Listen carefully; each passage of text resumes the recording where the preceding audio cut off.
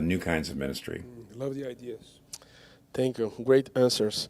Another question for you, Tim, is as in United States, many cultural trends have accelerated in Brazil as well. Political polarization, shrinking, middle class, identity narratives, etc. Could you give us wise advice of how to only navigate these trends, but also how to lead our people through them?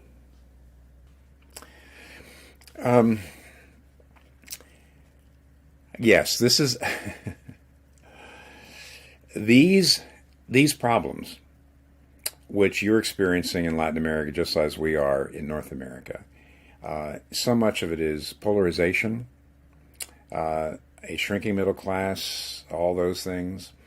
I would say that gospel-centered churches have got to be very careful that they don't end up being pulled into these political battles. This is not at all easy because sometimes when you just preach what the Bible says, you're going to sound like one side or the other. So when gospel-believing, Bible-believing preachers and churches speak about what the Bible says about justice, caring about the poor, working for justice for those in need, denouncing racism and so forth. When the churches are doing what the Bible says about justice, they sound like they're politically coming from the left. On the other hand, when Christian churches preach about the family and about not having sex outside of marriage, and the biblical understanding of sexuality and gender and so on, then everybody says, "Oh, now you're sounding like the political right. You're sounding like the conservatives." And the left and the right do not want you or anyone to believe that there's any space between them. So people on the left say, if you're not with us, you're on the right, those bad people. And the people on the right are saying, if you're not with us, you are in the left, those bad people. And there's nothing but these two. Because that way they're able to say, you're with us or you're on the side of evil. And of course, Christianity doesn't fit into those boxes. In some ways, it's against both left and right. In other ways, it's for both left and right. But we are for Christ.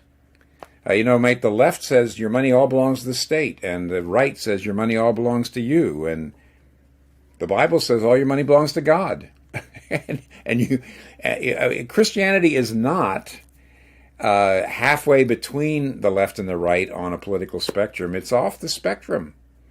And we have to be very, very careful as ministers of the gospel to make sure that your people understand that and the world understands that. How do you do that? Well, first of all, be very careful not to take, as ministers of the gospel, don't take positions on political issues the Bible doesn't speak directly to.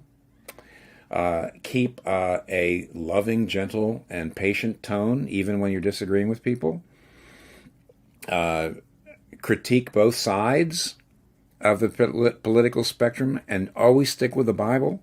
Stick with the Bible and major in the majors, meaning stick with the gospel and the most important things that the Bible talks about. Thank you. I have one last question for you, Tim, and I'm going to read this one. I wrote this one down.